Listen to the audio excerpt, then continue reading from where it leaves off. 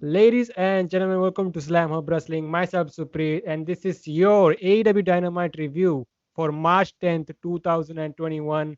This was the Dynamite post Revolution.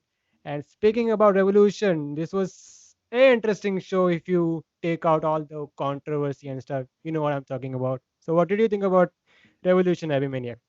Uh, I only saw the last two matches that were the street fight and the infamous main event that was the barbed wire, exploding, sparkling death match. But I really enjoyed both the matches, to be very honest. Yes, the outcome at the end really took away very much from the spectacle and the expectations which we had seen very much footage of the barbed wire death matches, the explosive ones which have happened in the history of professional wrestling. So we were expecting, huge stuff from AEW, but it didn't, manifest. But it was what it was. I do not know, what happened. Was it a curse? Was it, did they do it on purpose? Maybe someone in the back did it on purpose. We don't know, because the next main thing which Kenny Omega is doing at this moment is, I guess, the pay-per-view with Impact Wrestling, that is Rebellion, and he is competing against either Rich Swann or Moose, and he is going to be the belt collector, so to speak. He is going to get the Impact World Heavyweight Championship also. So probably something is, in the works, or maybe AEW is trying to sabotage Impact Wrestling, so to speak. It can or it cannot. I am being Chris Jericho here, but let's just, you know, get away with that shit. We How also did had, you think of the show? yeah, I also had the same opinion like you. Like, the street fight with Sting and all was great, and many are saying that it is up there with the rest of the cinematic fight stuff matches, whatever you want to call it. The death match was really great until we got to the end. Could have been the greatest post match angle ever, but you know that was a botch. Clearly, that was a clear. There was supposed to be a explosion, I think, but at the end of the day, it was dud. Yeah, but And it you gave can, them a lot of publicity. So probably it, in a way, probably it, uh, I guess it benefited them. Probably, we don't know. Even WWE fans were going out of their way to shit on AEW. I saw the marks online, the WWE stands going berserk with their memes, with their trolls, and being that it was a shockmaster moment of WCW happening in AEW and trolling berserk. And even some AEW people, the memes are obviously okay; they are meant for fun, but it probably gave them a lot of publicity. It probably can benefit them in the long run if such stuff happened to even grab the eyes of the casual people. So it could have benefited them. If we will see what happened or did not happen, we even saw some stuff on Dynamite which was not very AW-ish. It was very Impact-ish. The audio issues and many edge stuff. They could also make it a storyline that Impact Wrestling is screwing with them with the audio stuff and with the other stuff which is happening, which happened at AW Revolution. if that creeps in the mind of Tony Khan, it could be such a spectacle that it would be off the chains. But you know we have to wait and see. So we will be talking about Revolution in bits and pieces throughout as we review Dynamite here. So let's jump into Dynamite. So we had Matt Jackson versus Ray Phoenix. We had Cody Rhodes. He was in action. All ego Ethan Page. He faced Lee Johnson. We had a six-woman tag team match. We had the TNT Championship match. Darby Allin defending his title against Scorpio Sky. And in the main event, we had a little inner circle war council, whatever you want to call it. So all that stuff.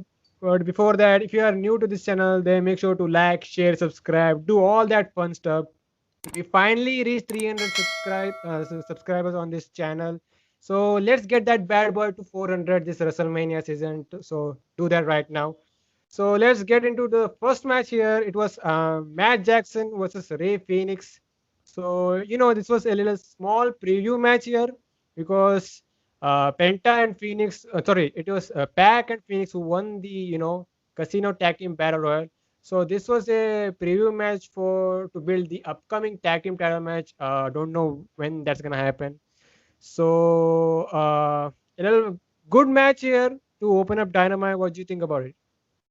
I also thought that it was a good match. It was probably, if I would take the opinion of the Smarks or the Marks, they would say that it was a fantastic match.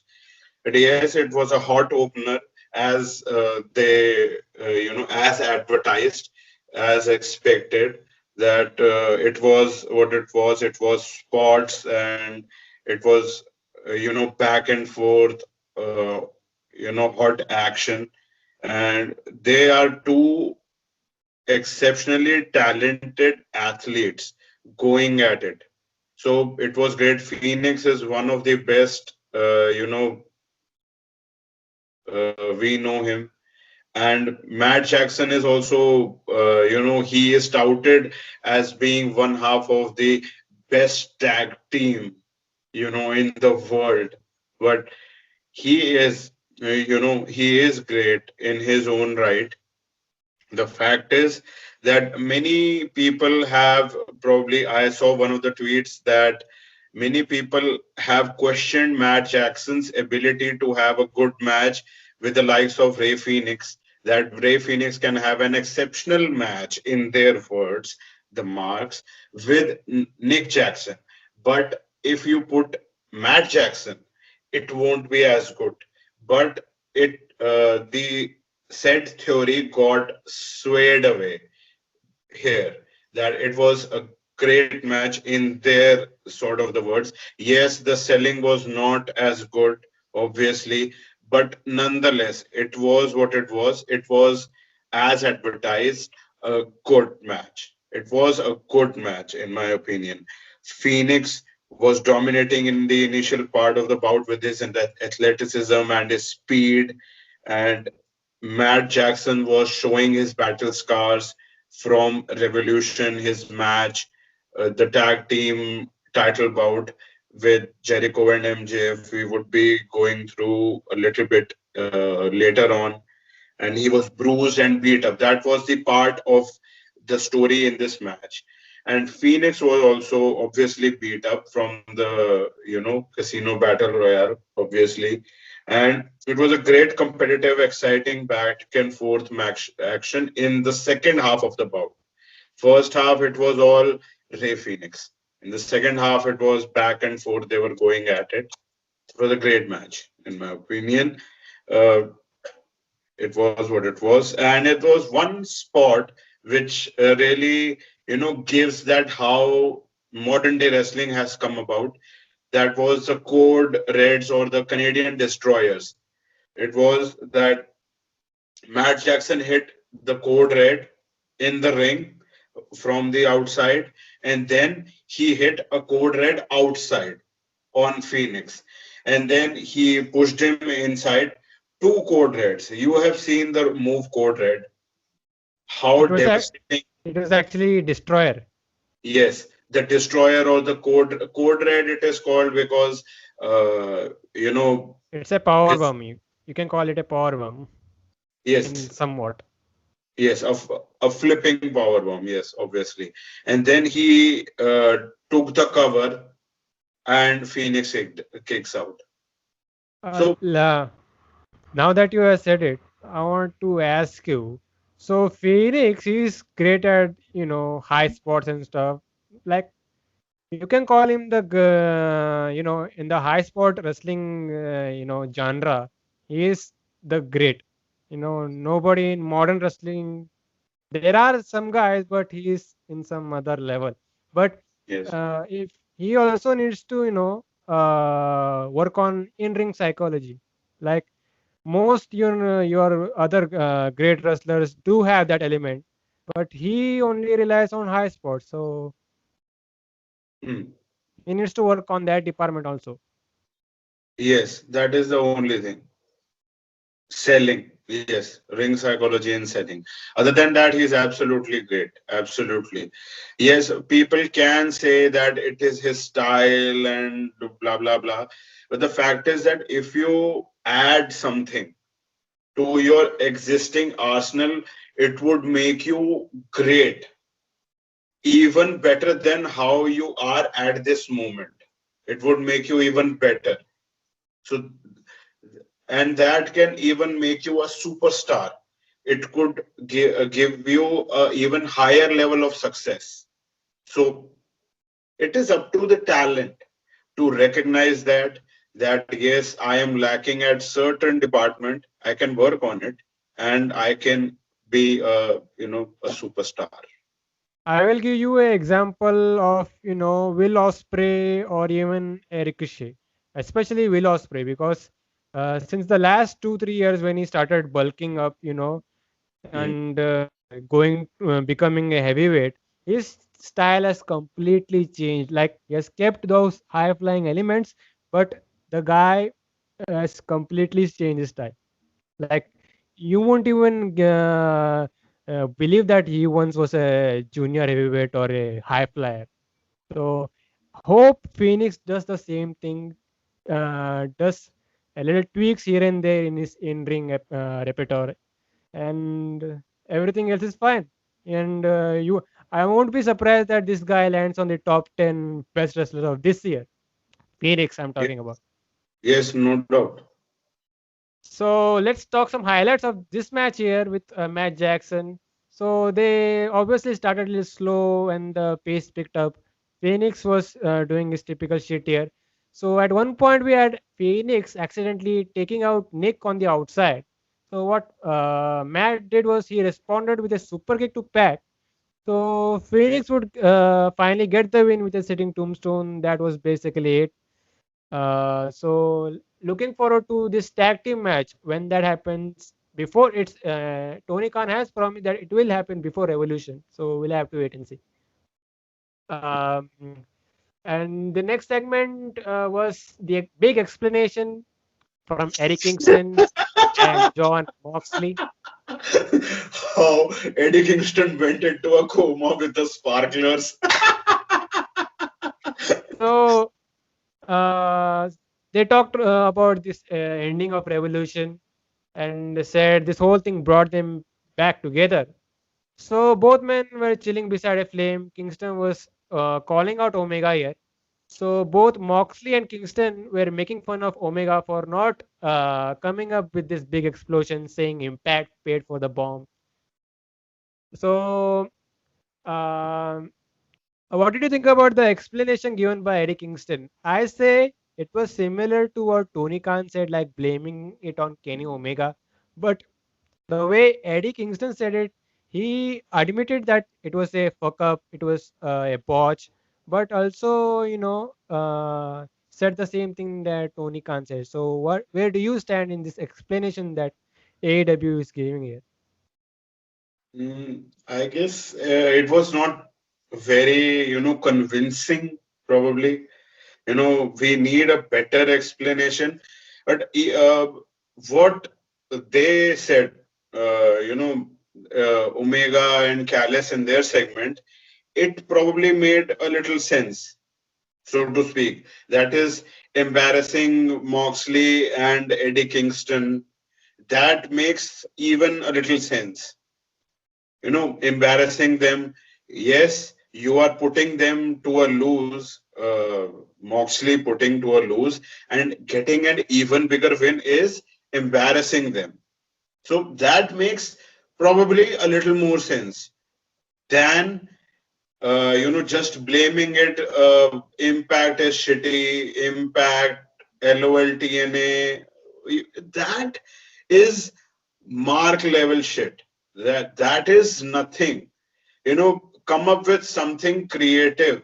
You could have, but the fact is that using the mark narrative, probably it helps AEW in some shape or form, and it helps Impact Wrestling also because it translates to the marks or the fans that yes, he is saying the stuff which we say.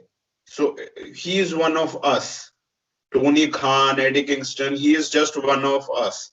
So, it is easy for us to grab this narrative that it was Impact Wrestling, it was Don Callis, it was Kenny Omega. Kenny Omega is he is Impact Wrestling. So it is probably easy, but what explanation Omega and probably Callis gave, it probably made a little more sense, in my opinion. You could say that I am a little biased because I am a fan of the Bullet Club or stuff like that, but it made a little more sense because it was a little deep. It gave a little depth, in my opinion. This was just nothing. This was just a sports entertainment segment, in my opinion. Having a lot of fun, giving a funny segment to the fans. That was it. It didn't give us nothing. My take is opposite to yours because I like this Eddie Kingston's explanation better because he openly said it that it was a fuck up botch, whatever you wanna call it. That Mhm, other segment, it was decent. What like they repeated what Kingston. So mhm. we'll get to that segment, but before that, we had Cody Rhodes, in an enhancement talent match. Once again, I don't know who the jobber guy was. What was his Name. name? Do you know? This time they gave the name plate, name piece. This time it was Seth Garches, if I am pronouncing his name correctly. Yes, it So was Seth Garges. nothing much here. Quick win for Cody with a figure four.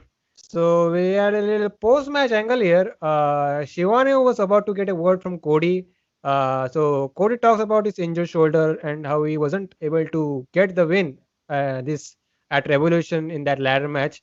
So Cody gets interrupted by Penta El Zero. So he was on the Spanish commentary team. So we had Alex Abrahantes. So he was one of the commentators there. So he was translating for Penta, and I was getting vibes of Ranjan Singh and the Great Kali. Same, yeah. So Penta says that he's better than Cody. Says Cody's lucky that he didn't hurt his arm too bad, or else Cody could not have picked his newborn baby. So Cody had heard enough.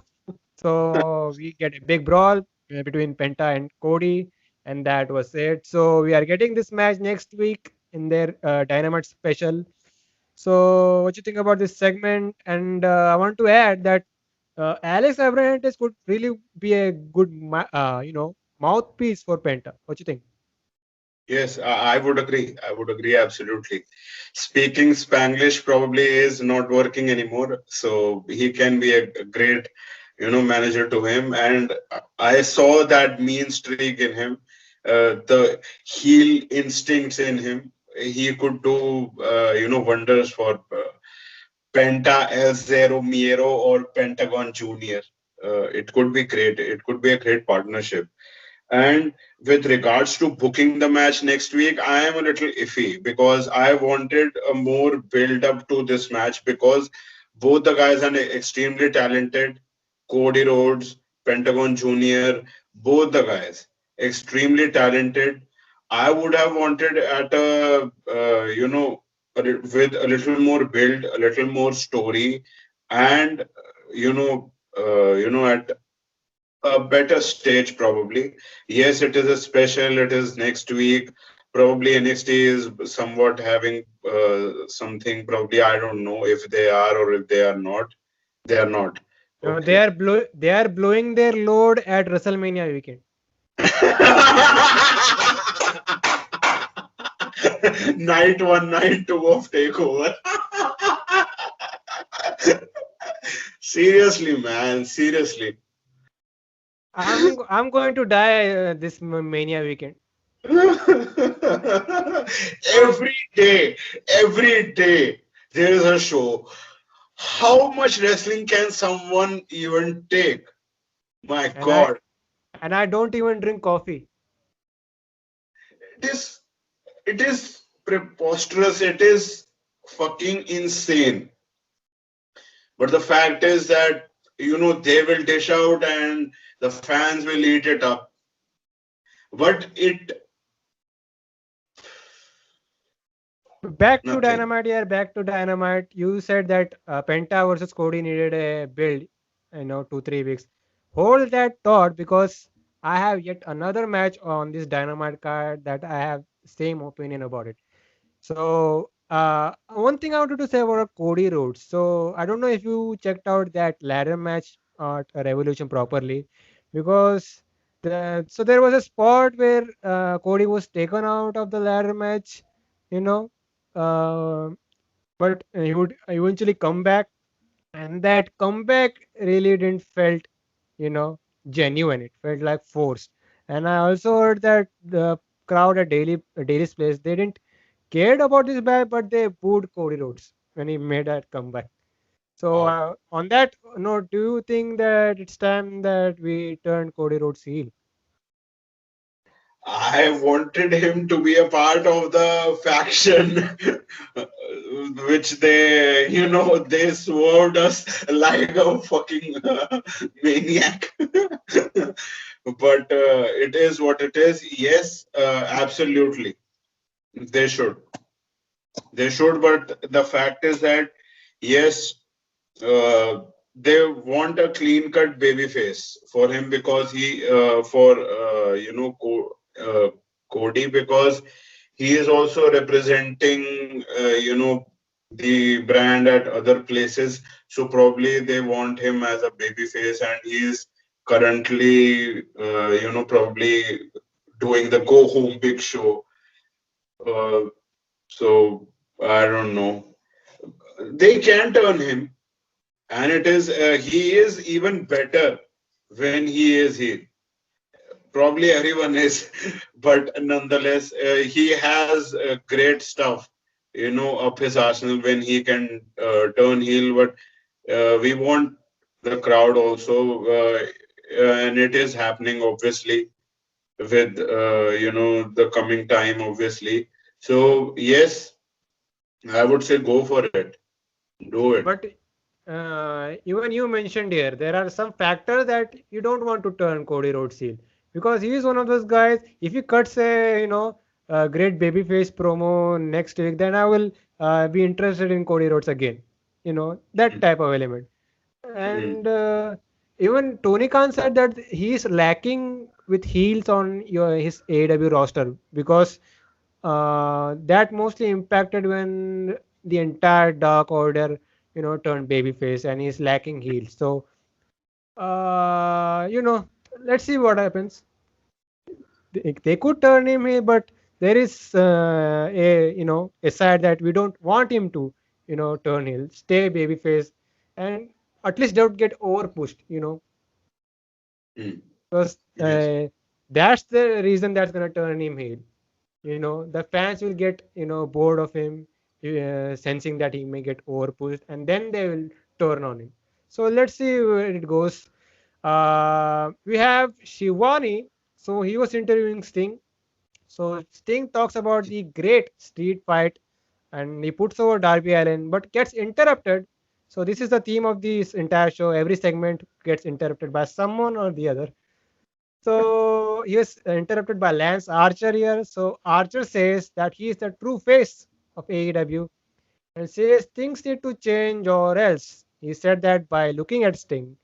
So are we heading into a situation where we Sting versus Lance Archer and do we really want to see that? Do people like murder? I think they do. So I think it is happening. Not the murder, obviously, but probably Lance Archer was assisting in the near future, and it is probably to elevate Lance Archer that he is getting a victory over a legend, and and also he is now at a main event status. So to maintain that, not putting that to the shelf for irrelevancy, because right now, yes, he is also in line to challenge for the AEW World Heavyweight Championship in the near future. Obviously, he has some animosity with Kenny Omega, so as to curb that for the time being, they are giving him Sting. So go for it. But They, yes, it is a little iffy uh, because it is a little uh, you know character change that he is now a heel probably. So that is a little off, but it is what it but is. but can they have a safe match if they want to have an actual match? Because you can't go back to having a cinematic fight yet again. I don't know. I don't know. They probably can. They probably can. I don't know. But the safest guy that they can put against Sting is Cody Rhodes. Yes, absolutely. But Hey, for speak, and I was checking out YouTube, and realized that they were doing something with Sting and Cody Rhodes before this team test took off, feud took off. So they can do that match also, Cody Rhodes versus Sting. I would take that over Lance Archer versus Sting. Mhm. But now they are doing this Cody versus Pentagon Junior right now. So we have to see that what transpires between these people. Probably they could,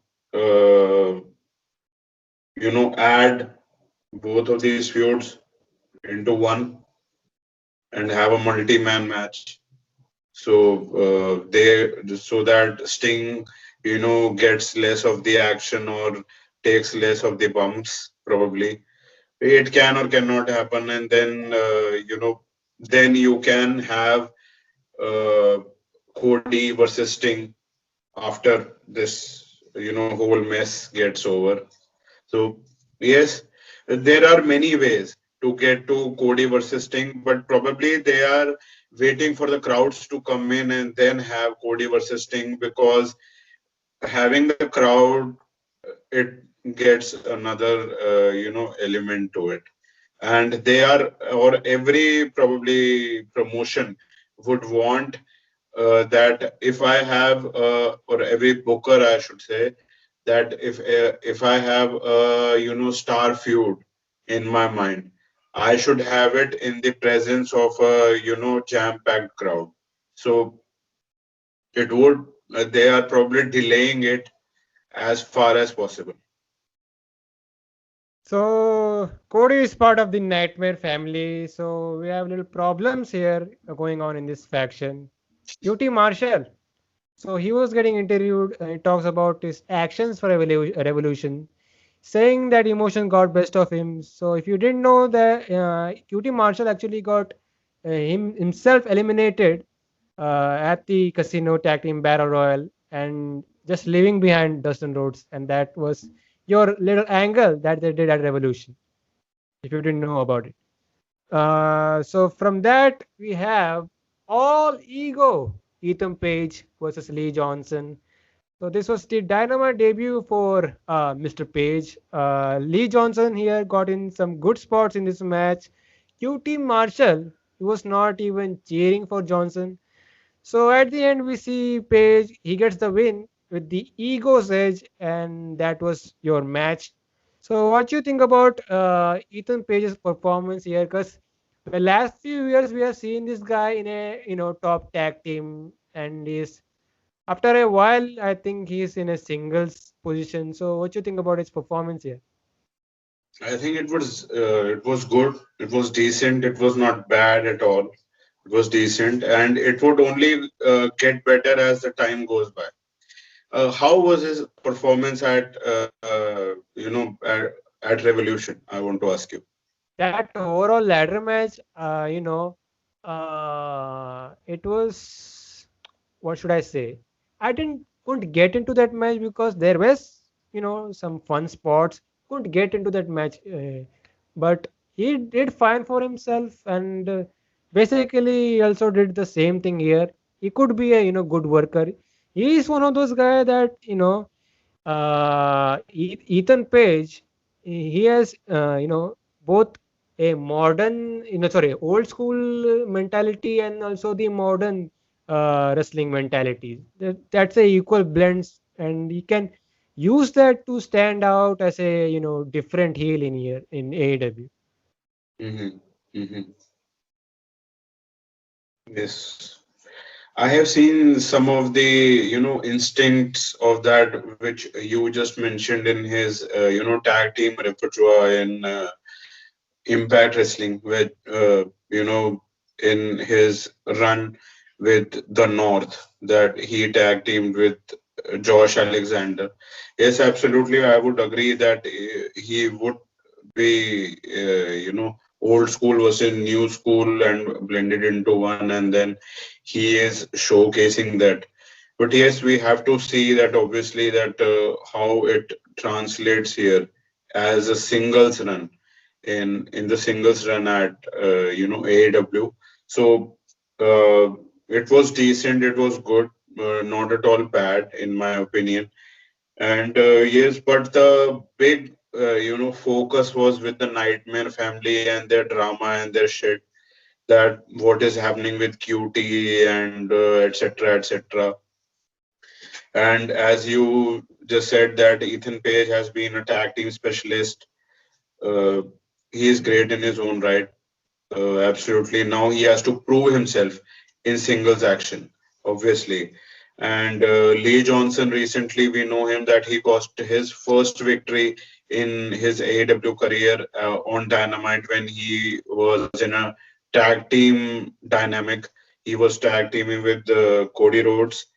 Ethan Page targeted the lower back of Shorty Lee, neutralizing the speed and athleticism advantage of Shorty Lee. And Ethan Page looked, refreshed with a, you can say, a load off his shoulders. So, and he looked in good shape. Obviously, he has been working out and he is great in his own right. And Lee sustained a knee injury at one point, but QT didn't give a flying fuck about that. So there's that. And Ethan Page won via pinfall, as you said, via the Ethan's edge, or the I think it was razor's the edge, ego's edge. ego's edge, or the razor's edge. There's that. So post match, we see Page continue his assault. So Marshall, instead of saving Lee Johnson, just leaves. So Duster Rhodes had to come out for the save, and that was it. I think this is a slow burn here with QT Marshall turning heel. And if you have seen Sammy Guevara seen him in Sammy Guevara's vlogs every week, this guy comes off as a dick.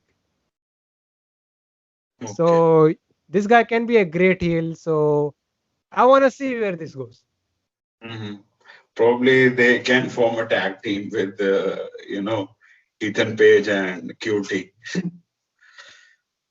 Mm, Should they? I don't know. Should they? Because the thing is, then in the long run, what will he do? Do you expect QT to be a singles guy on Dynamite? He can be a seasoned veteran type of guy, but not expecting a big push. Yes, right now you cannot. Yes, if there will be a second show in existence, yes, probably he would be on the card, absolutely. But right now, I do not see that in the long run, right now, that he would be featured on the card. Yes, absolutely. There is a story that is coming into play right now. He is being featured. Great, great for him. Absolutely. He is a great worker. He is a wrestler. He also trains people in the Nightmare Factory. Go for it, man. He's a great worker. But yes, he can, further this story by cutting a promo saying that, you gave the spotlight to Lee Johnson. You didn't give a fuck about me. Pointing to the Rhodes family, Cody Rhodes and Dustin Rhodes, and even Brandy Rhodes for that matter, that you didn't give a fuck about me. What is that? I've been training kids left and right, week in and week out. What is the problem? Blah, blah, blah, and stuff like that. And what is it? Is it because you are running a PC company that you wanted some to push someone based off, a color? I'm a white guy, that is why you are not pushing me.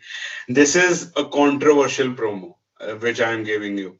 And this is what would make a fan invested. But AEW are pussy enough, they won't do it. But I am giving you this on a silver platter. You can do it, but do you have the balls? Nobody wants to get cancelled these days. Come on, man. Cancel. Cancel culture. Zindabad. Speaking about cancel, let's talk about the feud that never ends. We had Chuck Taylor and Orange Cassidy.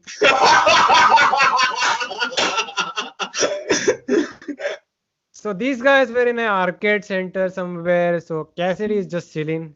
So Taylor is upset that they lost their tag team match at Revolution against Miro and Sabian. So they pitched a rematch against these two guys, but this time involving arcade machines. So I think they are building at another rematch between these two teams in a gimmick match of some sorts. So that's Video game basically parlor it. match. Uh, Video game parlor match. Something like that. I don't know. Mhm.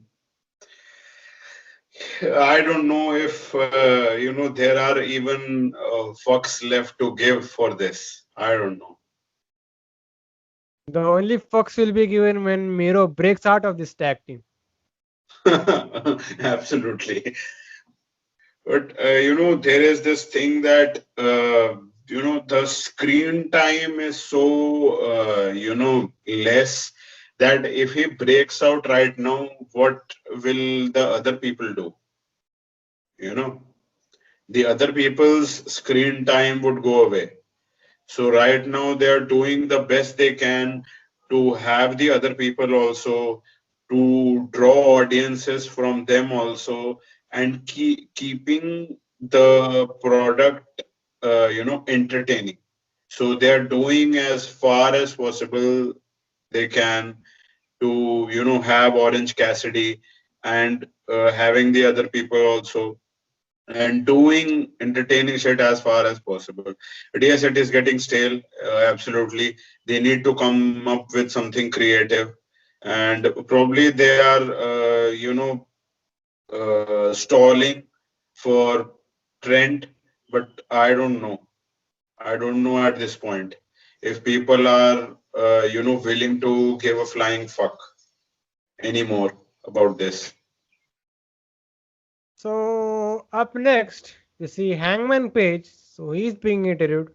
So he has bought a sweet-looking, lawnmower with Matt Hardy's money, and he also said that he has donated some to some education fund what a baby face.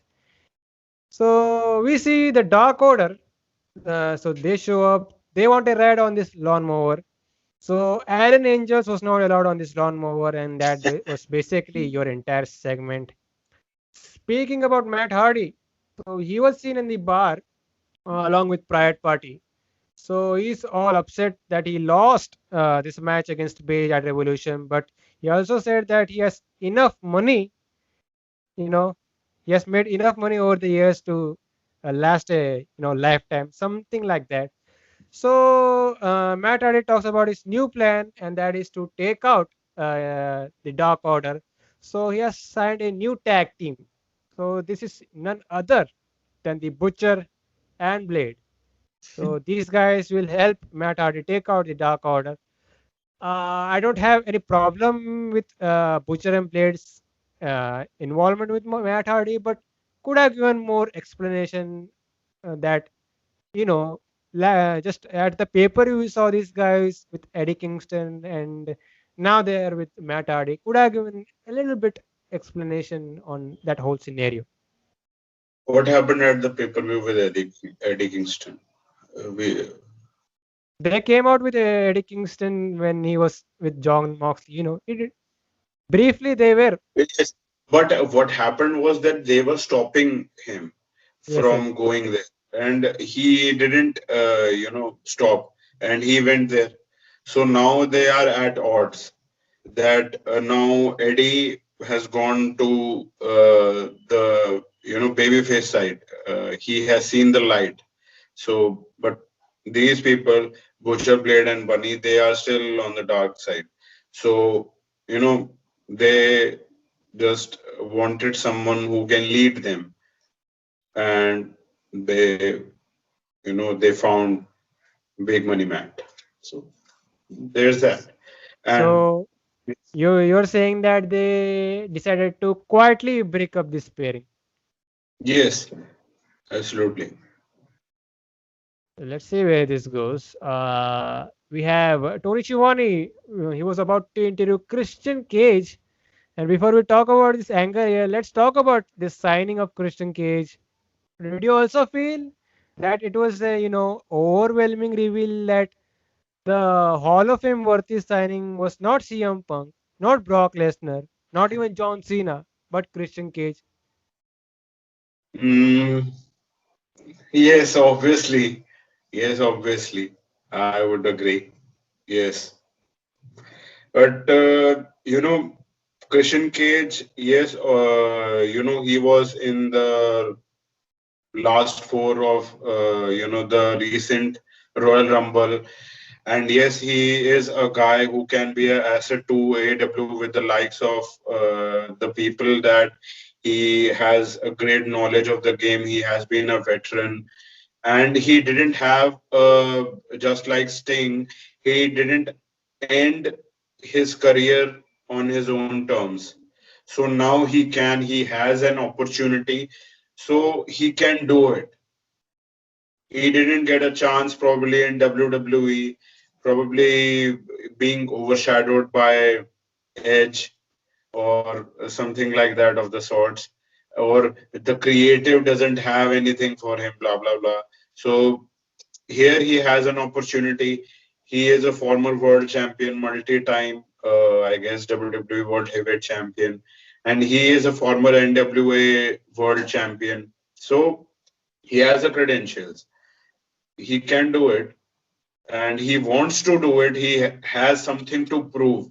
He is not coming with the attitude that yes, I have done it all and fucking lick my this. So he is coming, pun not intended. He is come. Move on. Let's get this over with. Yes, he is coming with an attitude that yes, I have to prove something, and yes, I will also help the talents. I will elevate the people around me, and yes, I will end my career on my own terms. And yes, he is getting the money, absolutely, and it is. And yes, he has the wisdom and the knowledge which he will impart to the people. the tag team division, and also to the main event talents also. So it is great, no less. Yes, he is not a big signee, but nonetheless, when AEW is going for signing deals just like they are in India with Eurosports. So they need recognizable faces. Yes, Christian is not as big of a face as probably Brock Lesnar or CM Punk, but yes, he is a recognizable face. He has been with WWE since the probably I guess the Attitude Era or something like that. So he is a recognizable face. People can know him in India also people know him. Yes, he has been with the WWE for how many of the time. So it is a good signing for getting audiences invested throughout the world. So it is great, and we will see many of the interactions with other people. With the likes of Chris Jericho, Big Show, other people who are talented. So we will see. I would have at least, if they wanted a big reveal, I would have put Paul White in that position. That would have been a bigger surprise Mhm. because nobody expected Paul White to sign with AEW, so they could have saved that for the pay-per-view, and that could have been a big surprise. Hmm. I would agree. I would agree absolutely. But probably, I don't know. Some things are meant to be. Let's talk about this segment here. So Shivani was about to interview Christian K, but we get Kenny Omega, Don Callis, and the Good Brothers. Yes. Yes. So Callis on the mic so says this is their time. So Callis says that Omega is not just the god of pro wrestling, but the god of the death match. So they make fun of the whole explosion situation. Says Kingston and Moxley were made to look like fools, while Omega walked out still the world champion. So they even had a countdown where Omega panicked and told, Callis to give him a 69.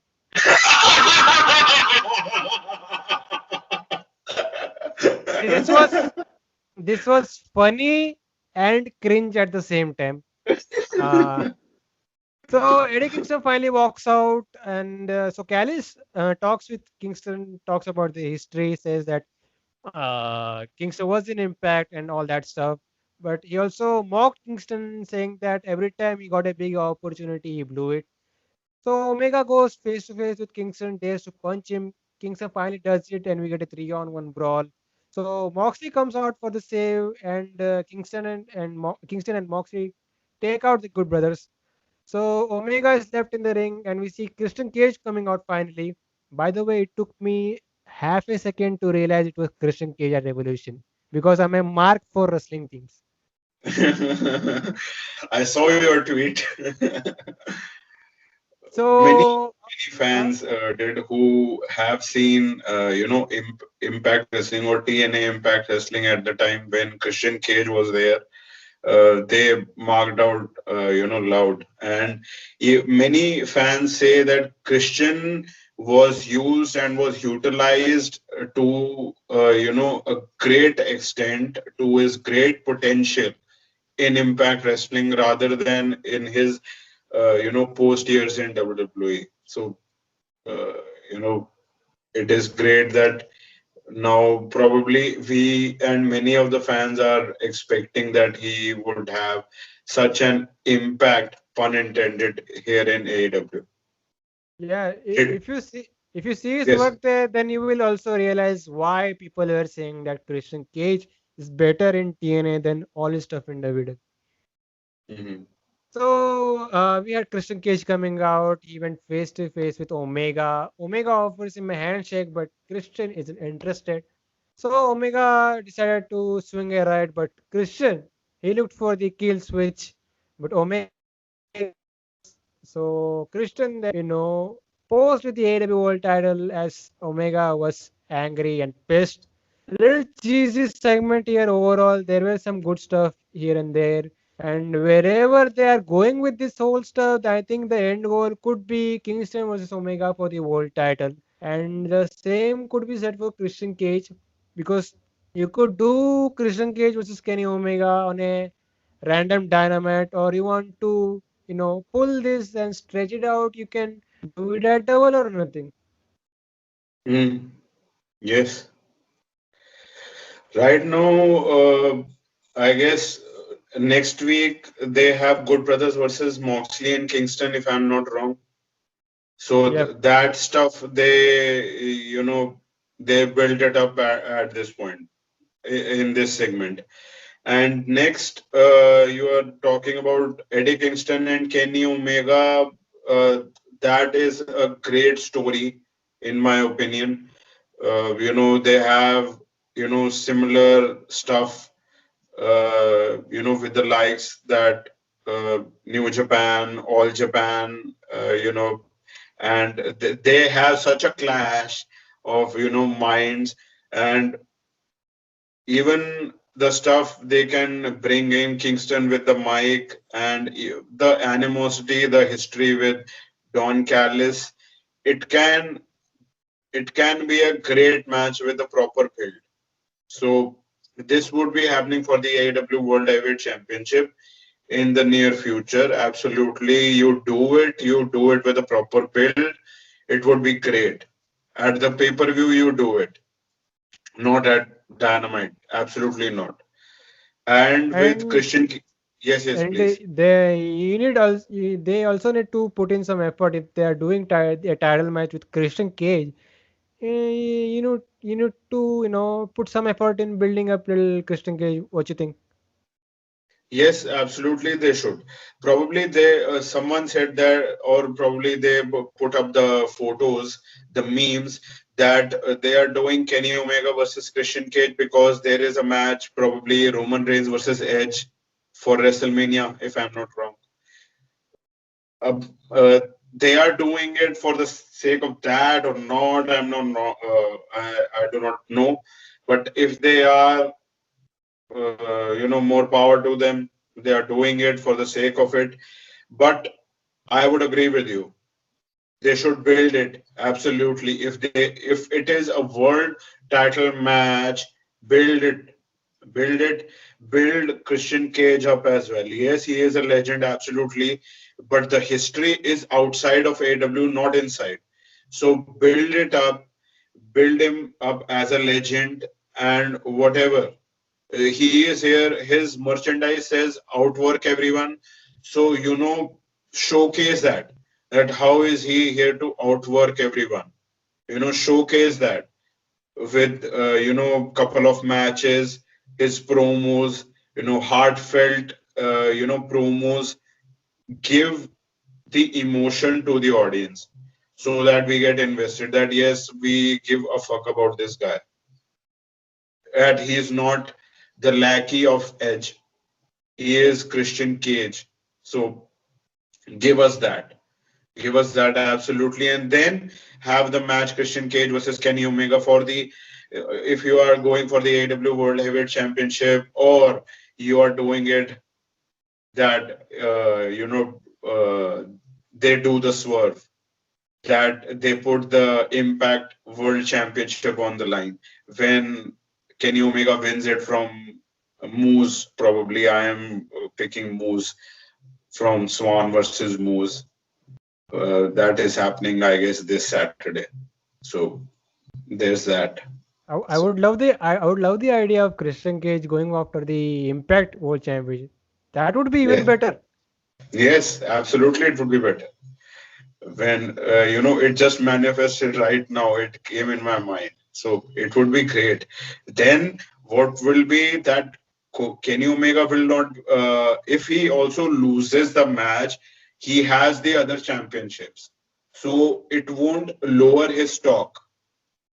So there's that. But you are going the belt collector way, then he won't be losing. But yes, to legitimize Christian Cage, give him the Impact Wrestling World Championship. It's an So idea. let's see where that whole thing goes. Up next, we had a six-woman tag team match. We had Dr. Britt Baker and Nyla Rose and Maki Ito. This was her AEW Simp, Dynamite debut. simp, you are a simp. You are a simp, man.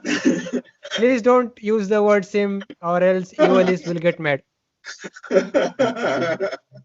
So they were facing the team of Hikaru Shida, Thunder Rosa, and the Rainmaker, Ryu Mizunami. Ryo Mizunami. So we had the heels making their entrance.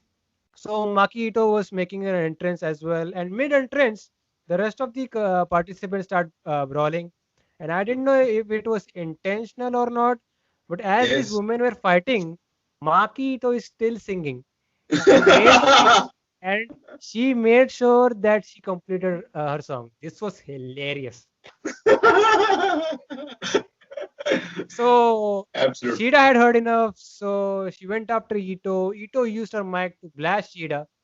So So the match finally begins. Shida and Ito start, and Ito from the get-go misses the Kokeshi headbutt.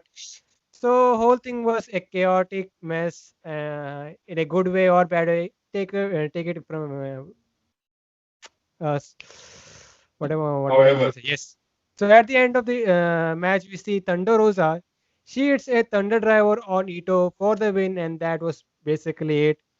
So, what has been your take on Maki Ito so far? Because I feel like she is an entertaining character, but like I said last week with Ryu Mizunami, they need to tone down the goofiness. mhm. Mhm. The fact is that I don't know how did Ito perform at Revolution kickoff show or It the was not buy-in. mind-boggling, but yeah, nothing Hmm. much in ring wise. But I will put. I'm more interested in the character work. The in ring Yes. work is. Hmm. That is her, forte. That is that in this match also, Ito looked a little off, or I guess sloppy. But I guess her forte is her character, her character work, and not the in-ring work. But I guess she'd get in the flow in the ring soon enough. But the fact is that yes, her character and what she does, in being the elite, surprise motherfuckers, and what she does on Twitter, that is her character. That is how she, sells herself to the audience, and that is how she gets the audience invested. So probably it is not the in-ring work that is, you know, her forte. So the thing is now that how you base this character, it is only this woman. So it is basically her character work. She doesn't need to do much in the ring. Yes, she has to do the basic stuff. Obviously, she has her basic signature moves, the head part. She uses her head a lot. And yes, her, goofiness, her funny shit she does to, entertain the audience. Yes, it is her forte. So let her do that, obviously, to get the fans invested. Obviously, she might even get a title match in some shape or form if she does this stuff, and people get invested, people get drawn in. So she might get it. Yes, absolutely, she won't get the title, in my opinion, probably. But yes, her character work is what gets people, synced in or, drawn in to watch the show. So, full marks to that. So give that to her. Absolutely. Her character work is the main thing. There were many characters in the Attitude Era. They were not, athletes, or, they were doing figure fours or hammer locks, or, doing the cross faces. But their character work was what, grabbed the audience. So her forte is character work. So there's that. Do it to the full potential that she can. The fired idol, Excalibur tried to, give us a little bits of her story, that what happened with her, and then she found she found wrestling after getting fired. And there's that. The story is what will get us invested even more. So give us the story via vignettes or via the other stuff from social media. Give us that, and we would you know get invested in Makito. Absolutely. It's actually easy to book Makito. Like she's already mingling with the Dark Order and BT, so no surprise she will get over naturally. And Yes. meanwhile, if you want to use her on TV, you can use her on TV. Like it's not like that she's bad and all. You can use her on TV. Let her be the lackey of Britt Baker. What Hmm? say? Let her be the lackey of Britt Baker. In that way, she can be the beloved heel. You know, you can use that dynamic. And being with Maki Ito, she can be somewhat TV ready. Hmm. So you can Yes, go that route. yes, they can absolutely, or probably they are going for uh, the Dark Order. But Dark Order would be a little iffy at this point because Dark Order is clean cut babyface at this point, and Maki Ito is at this point associated with the heels. So that is a little conflicting dynamic at this point. So yes, we have to wait and see that what happens at this point. But yes, her personality and everything, she should be, in my opinion, a regular on Dynamite. She should not be at any point at this point even on Dark. She has that personality, she has that charisma to her. She should be on Dynamite, and even the higher ups, even Cody Rhodes and other people are sold on her. So she should be on Dynamite absolutely in some shape or form. Yes, you are saying with Britt Baker, do that. If it gets her on Dynamite, do that. Absolutely. So we are in a post-match angle here. So the heels were beating up the baby faces. Baker had the lockjaw on Rosa, while Reba, she was using a crutch. So as a result of this, they have booked Thunder Rosa versus Britt Baker in a unsanctioned lights out match next week, and it will be the main event for Dynamite. And this is happening just days after Tony Khan had said that in just few weeks they will be doing a main event involving women. So there you go, win-win Yes. situation for everyone, you know. And I hope they, whoever comes out the victorious here gets that first title shot against Shida. Yes, absolutely. And it would. I absolutely think that. Absolutely. So let's get into the TNT Championship match. It was Darby Allin versus Scorpio Sky. So Sky got this opportunity after winning the Face of the Revolution ladder match, and I want to ask this question right now that I had said that you were talking about. So do you think they should have booked this match, after 2 weeks? Because booking this match right after the pay-per-view was too soon. Don't you say? Um, I guess yes. It was too soon. But the dynamics at play, they used them to the advantage that yes, Darby Allin is a TV champion or TNT champion. So whenever he is about to, he is given the orders, so to speak, from the GM Tony Khan. So, he has to do it, obviously. And even if he is injured or he has taken a, life-threatening bump, so to speak, but he has to defend his title.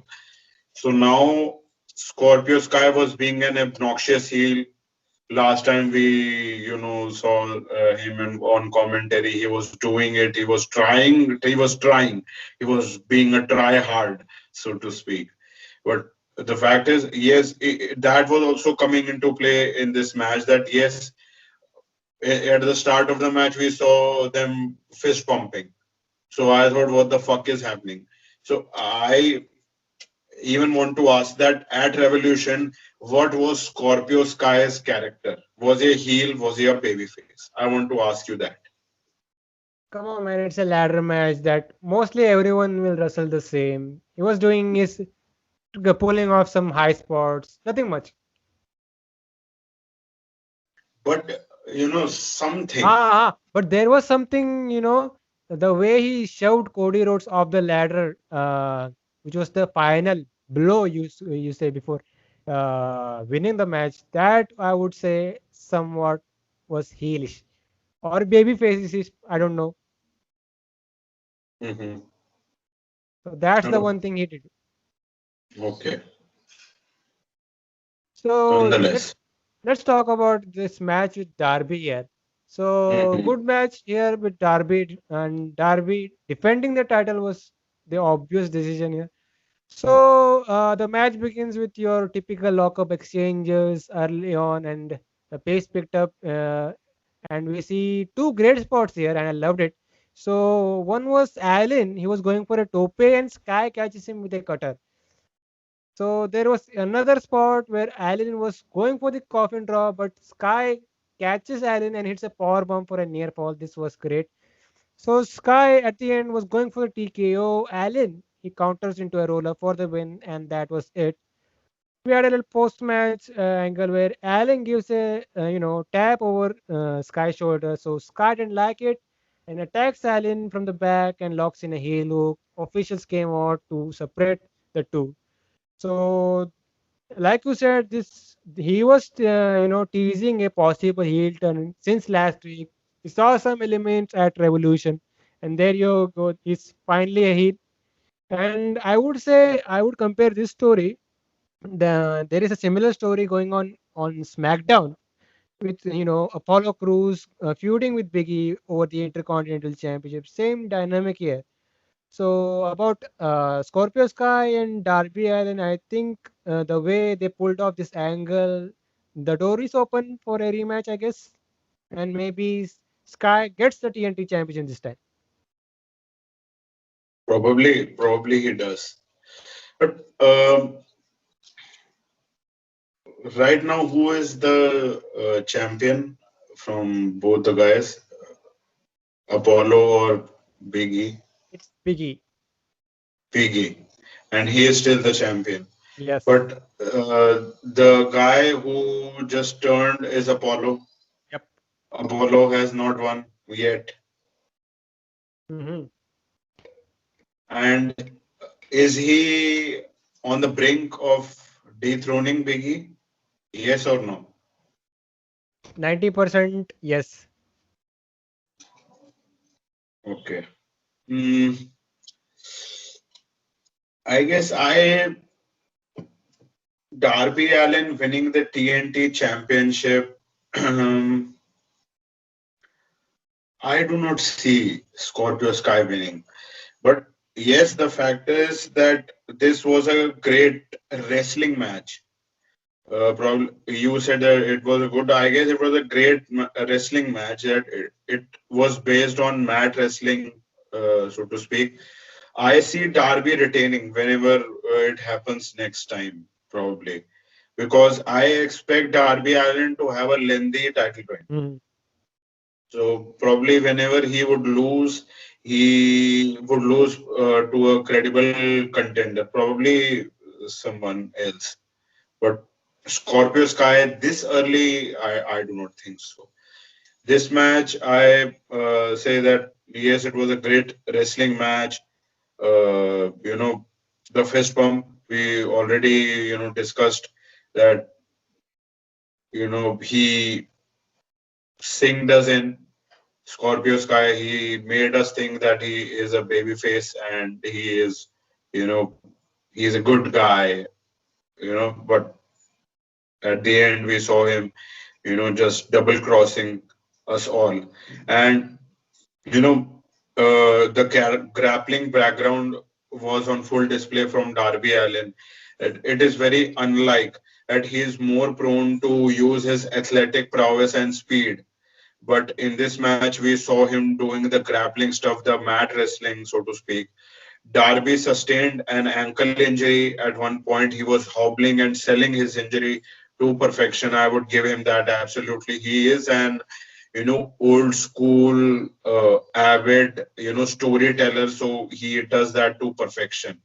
He even despises or makes fun of this modern day wrestling people, so that they don't sell or they don't give a fuck about wrestling or something like that. It has happened at one or two points in some of the interviews. At even one interview, probably with Sports Kira Wrestling, he did that. And Sky took advantage of this injury. He smelled blood in the water just like a shark, and he took no softness on Darby. So that also is a heelish move. And it was a good competitive, action back and forth. There were shades of Bret the Hitman Hart with Scorpio Sky, that he did the Irish whips that are face first on the turnbuckle with Darby Allin, and he did the side Russian leg sweep. He did the abdominal stretching, Darby Allin.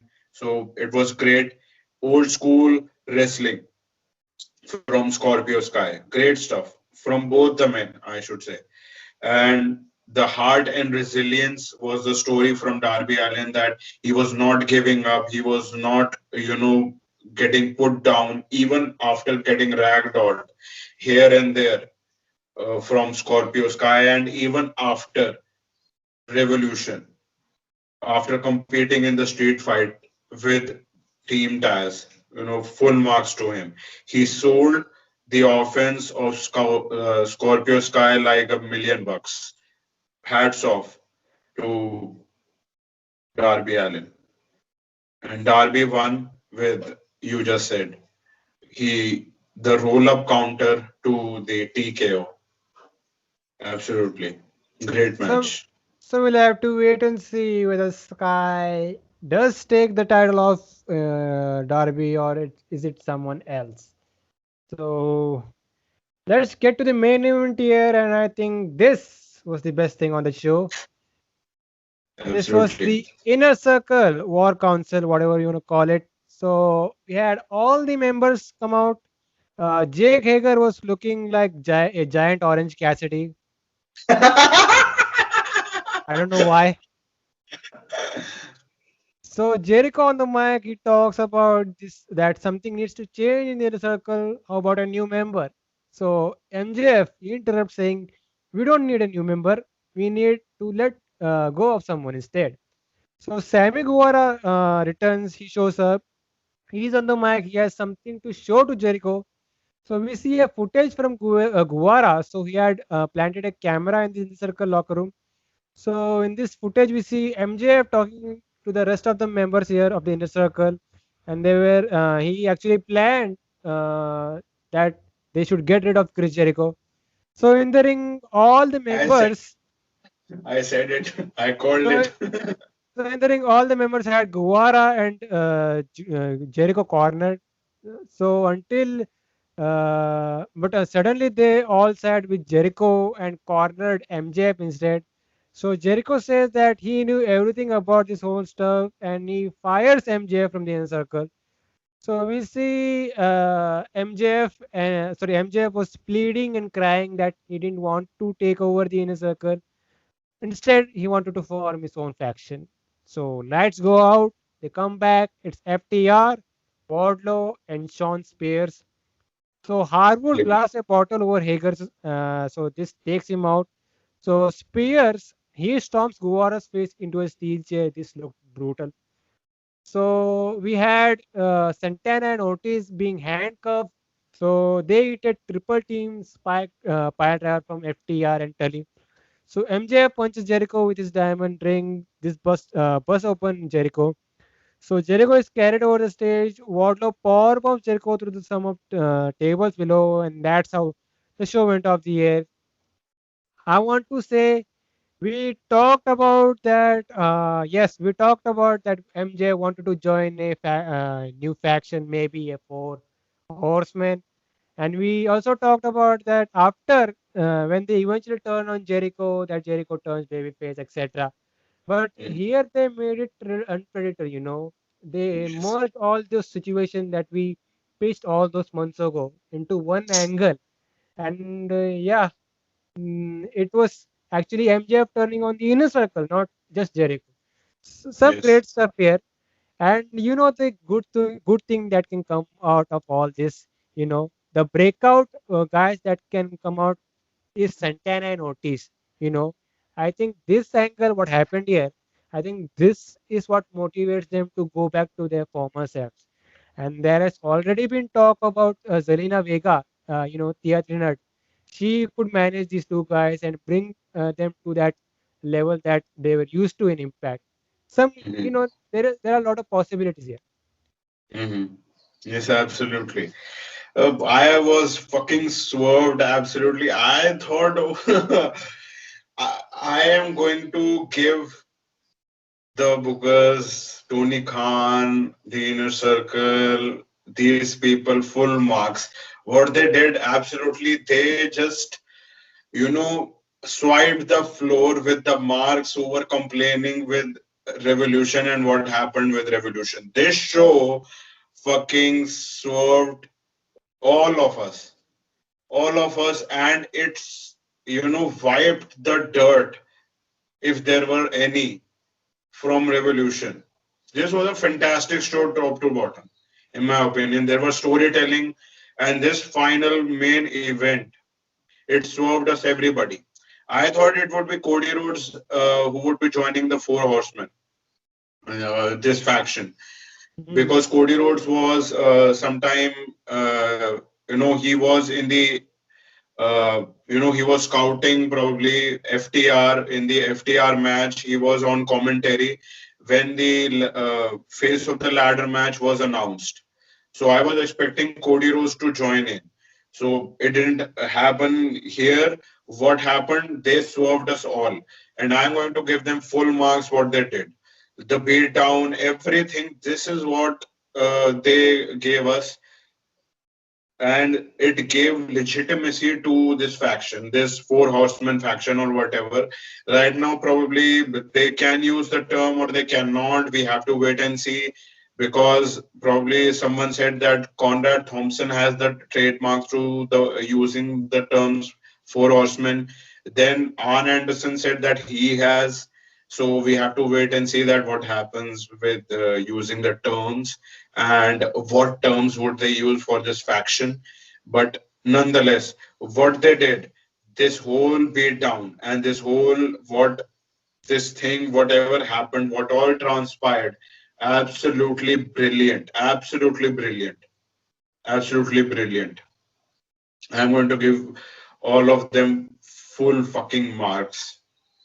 And let's not Absolutely. forget the possibilities I just talked about after this angle. Yes, right now what is happening, as you said, Selena Vega or Thea Trinidad, you are saying that she would be aligning with LAX or Santana and Ortiz, proud and powerful. So that would be great. It would be a good, dynamic, and she would be probably, yes, absolutely a part of the inner circle if happens. Right now, I after don't know. the I don't know. I don't know yes, what's yes, the future for the inner circle. They could yes. stick together, but eventually all these guys will disband. Yes, eventually, but after a long time, it seems right now they are not disbanding anytime soon. Uh-huh. Because the fact is that they debuted on the debut show of Dynamite, so they are an integral part of this show. And people are complaining absolutely about how many factions are there, but the fact is that using the faction and creating stars, because there are breakout stars from the factions, because these guys are independent guys, these are new guys, nobody knows them worldwide, so they know them from their affiliations. their legendary affiliations, if there are Chris Jericho. This group has Chris Jericho. Probably the other members also are something. We will see them. We will see them for a while. And then there are breakout stars. Sammy Guevara, breakout star. LAX, breakout tag team. Jake Hager, breakout star. It happens. It happens. MMA. Whatever. He's a powerhouse. Whatever. It happens. I'm not saying yet breakout star for Jake Hager, whatever. You just laugh. Fuck. So, whatever. But the fact, right now, after this segment, what I can, conclude that FTR versus LAX is happening. Number one. Number two, MJF versus Chris Jericho is happening. Number three, yes, maybe sometime. They consider it, but Yeah, yes, we have already seen that match. But if they want to yes, do it in another different dynamic, then go for it. yes. It would happen. Obviously, it would happen. But now the stakes are different. The dynamic is different. The story is different. He was trying to double cross him, but it would happen. Obviously, it would happen. But yes, the stakes, the dynamics, the people behind them are different. Now MJF is also heading a faction. Jericho is also heading a faction. So it is a little different right now. So MJF versus Chris Jericho, FTR versus LAX, Sean Spears versus Sammy Guevara. That is also in the cards at this point, and probably Wardlow versus Jake Hager. How But about we have seen that. how about you pitched all these matches? How about we put them one together and have blood and guts? Absolutely. Have that absolutely. We talked about Bullet Club versus Bullet Club. You can do that, but here's another possibility. Here's yet another Yes. faction versus faction. Not a possibility. Yes. Yes. Faction versus faction, but they would be, stalling the said, match, the said stipulation match for, when there are crowds. Then they would do this match. We have to wait and see. More crowds, jam-packed crowds, 8,000, 10,000, 15,000 people, then they would get the said reactions, the said, aesthetics to the said matches. So that would be, awesome.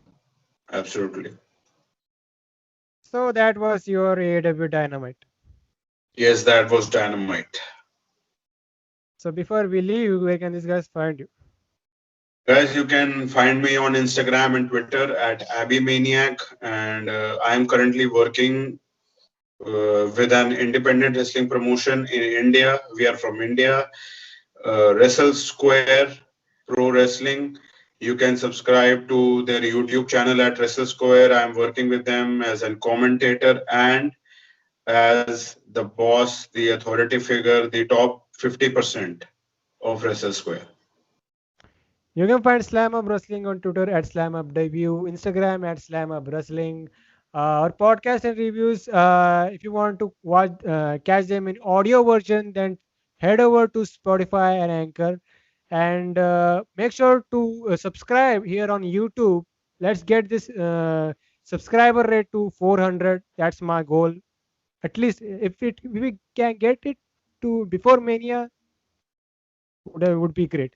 So do all that fun stuff, and we'll see you guys next time.